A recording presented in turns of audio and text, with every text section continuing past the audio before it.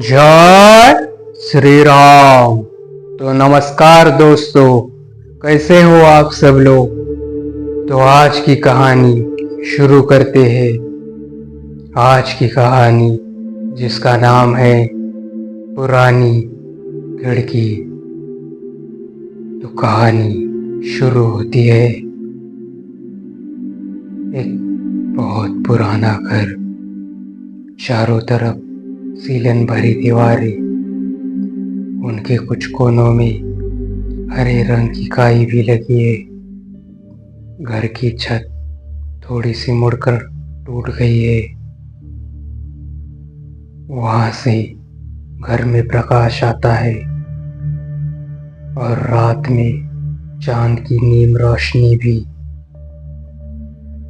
उन सब में दबी एक खिड़की है, कभी जिस पर मखमल के पर्दे लगते थे। बीते जमाने में उस खिड़की पर साफ धुले हुए मखमल के पर्दे हमेशा टंगे रहे थे।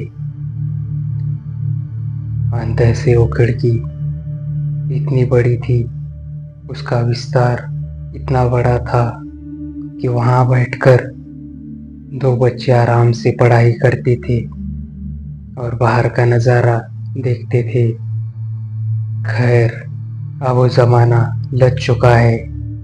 वहाँ बैठ पढ़ाई करने वाले वो बच्चे अब इस देश में नहीं रहते। वो कब के फॉरेन निकल चुके हैं। खिड़की अब अनाथ है। मेरी कॉलोनी में खंडर नुमा पुराना घर है। घर अपनी आखिरी सांसें गिन रहे खटाई पर पड़ी किसी बुजुर्ग व्यक्ति जैसा है। आते जाते मैं रोज उस घर को देखता हूँ, या उसे घर कहना ठीक नहीं रहेगा, मकान। हाँ, उसे मकान ही कहना चाहिए, पर मकान तो उसे कहा जाता है ना जहाँ पर कोई भी नहीं रहता। उस खंडर में वैसे रहता तो कोई नहीं, और मुझे उसे मकान ही बोलना चाहिए, पर इस पर पे में ही अटक जाता हूँ। बीच में ये पर आ जाता है, क्योंकि पूरे यकीन से तो मैं ये नहीं कह सकता ना कि उस घर में कोई भी नहीं रहता, या उस टूटी खिड़की में मुझे कोई भी नहीं दिखाई दिया था। 2 साल गुजर गए इस बात को। मुझे वो दोपहर याद आ रही है जब ये घटना घटित हुई थी। मैं खिड़की को एकटक घूरे जा रहा था। मेरे बेटे ने गुस्से में टीवी का रिमोट उस खंडर नुमा खिड़की से उस घर में फेंक दिया था, और मुझे न्यूज़ चैनल देखना था। गर्मियों की दोपहर थी। मैं उस खिड़की को देखे जा रहा था। मैंने सोचा मुझे खिड़की से कूदकर अंदर जाना चाहिए, और मैंने वैसा ही किया जैसा सोचा था। मैं अंदर चला आया। मैंने घर का हाल देखा। मैंने ऊपर बताया भी है किस तरह का खंडरनुमा घर था वो। मैंने रिमोट बहुत ढूंढा, पर मुझे टीवी का रिमोट कहीं भी नहीं मिल रहा था। मैंने उस घर का हर टूटा कोना छान मारा, पर मेरा रिमोट कहीं भी न था। पता नहीं उसे आसमान निगल गया था या जमीन खा गई थी। हलाकान होकर मैं खिड़की से बाहर आ गया, और उसी वक्त कुछ हुआ। उस खंडर नुमा पुराने घर में मुझे टीवी की खरखराहट सुनाई देने लगी। वो खरखराहट धीरे धीरे बढ़ रही थी, जैसे कोई टीवी की वॉल्यूम धीरे धीरे बढ़ा रहा था। मैं चौंक पड़ा। एक डर की अनुभूति सारे रोम रोम में बहते हुए पसीने से निकल गई। गर्मियों से भरी दोपहर, उस खिड़की के बाहर मैं खड़ा, और तभी उस खिड़की के अंदर से एक ठंडी हवा का झोंका मेरे शरीर को स्पर्श कर गया। मैं एकदम स्तब्ध हो गया, एकदम मौन, और देखने लगा जो भी उस घर में घटित हो रहा था। वैसे मुझे वहां से भाग जाना चाहिए था, पर नहीं, मैं नहीं भागा। कुछ तो था जो मुझे उस खिड़की की तरफ खींच रहा था। मैं तपाक से पलट गया और मैंने उस खिड़की के अंदर झांक लिया। अंदर बहुत ही पुराना टीवी खरखराहट के साथ चल रहा था। वो टीवी ब्लैक एंड वाइट रंग में चमक रहा था। वो बहुत ही पुराना टीवी था और कुछ प्रोग्राम उस पर चल रहे थे, मतलब पुराने प्रोग्राम, 30-34 साल पुराने प्रोग्राम एक के बाद एक उस टीवी पर ऑन और ऑफ हो रहे थे। उस टीवी से थोड़ी ही दूरी पर, खिड़की के बेहद करीब, घर के अंदर से एक पुराने सोफे पर कोई बुजुर्ग व्यक्ति बैठा था। उसके हाथ में न्यूज़पेपर था। मैंने उसके हाथ में पकड़े हुए न्यूज़पेपर पर नजर मारी और मैं चौंक पड़ा। उस न्यूज़पेपर पर 35 साल पुरानी तारीख छपी हुई थी। मेरी नजरें बड़ी हो गई और मेरा मुंह विस्मितता से खुल गया। ये मैं क्या देख रहा था? उस व्यक्ति से थोड़ी ही दूरी पर छोटे छोटे दो चार बच्चे कांच के कंचे खेल रहे थे।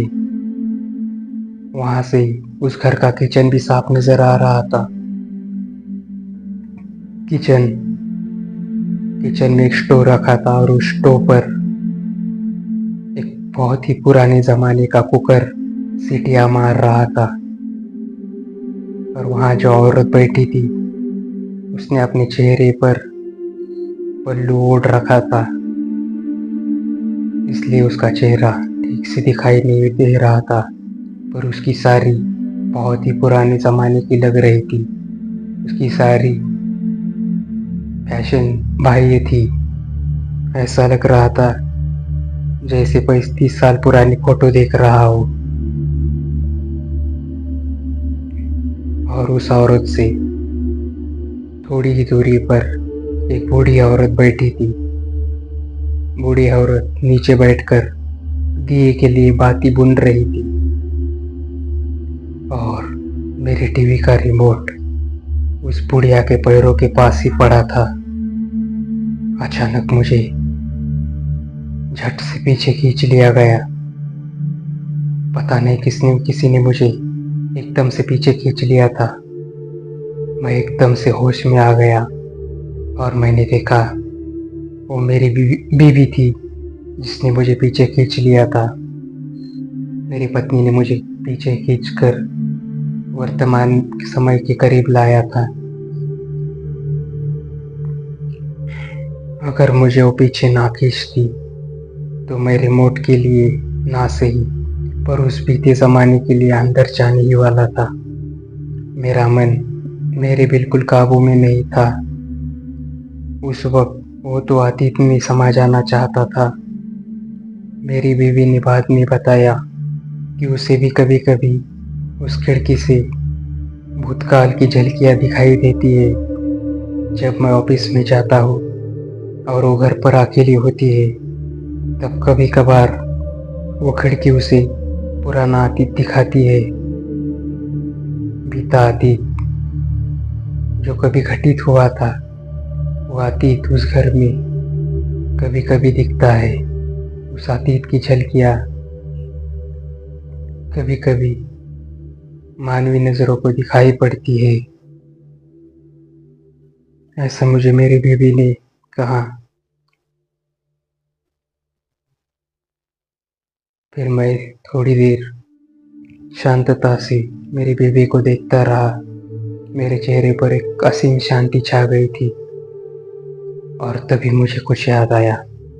मैंने मेरी बीवी से कहा कि अपने बेटे को समझाओ, उसे काबू में रखो। उसने टीवी का रिमोट उस खंडरनुमा घर में फेंक दिया था, ऐसा मैंने मेरी बीवी से कहा। मैं बहुत गुस्से में खोल रहा था। पता नहीं मेरे चेहरे की शांति अचानक से कहाँ गायब हो गई थी। जब मुझे मेरा बेटा याद आया तो मेरी शांति भी चली गई थी और वहाँ अब क्रोध के भाव साफ नजर आ रहे थे। इस बात पर मेरी बीवी मुझे भौचक की नज़रों से देखने लगी, जैसे कि मैं पागल हूँ। उसका ये कहना था कि हमारी शादी हुए अभी कुछ ही महीने बीते हैं और हमारा तो कोई बेटा ही नहीं है। पर मेरा ध्यान उसकी बातों में नहीं था। मैं तो अपने बेटे को देखे जा रहा था, जो उस खंडरनुमा खिड़की में चढ़ने की कोशिश कर रहा था। वो पुरानी खिड़की उसे अंदर लेने की कोशिश कर रही थी।